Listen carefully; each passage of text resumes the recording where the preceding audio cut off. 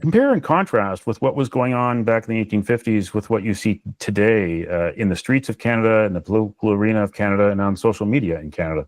There were serious ethno-religious tensions in Canada. There were not everywhere all the time, but there were certainly riots between Catholics and Protestants going on. Of course, there were English-French tensions in Canada as well. You mentioned sort of the international links of various ethnic groups in Canada. Now, this is something that concerned McGee a great deal. He once wrote that if we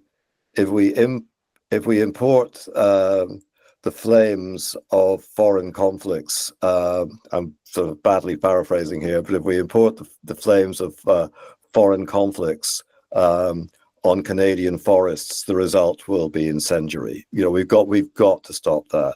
So I would place him very much in the tradition, or I would place in his tradition those moderate members of Muslim communities and Sikh communities who stand against the militants and the extremists in their midst. And that is an extremely dangerous position to be in, as we know, that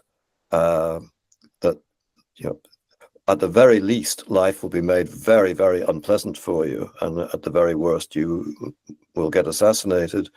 It took a great deal of moral courage to hold that position, McGee he made light of the death threats that he received, and he received tons of death threats.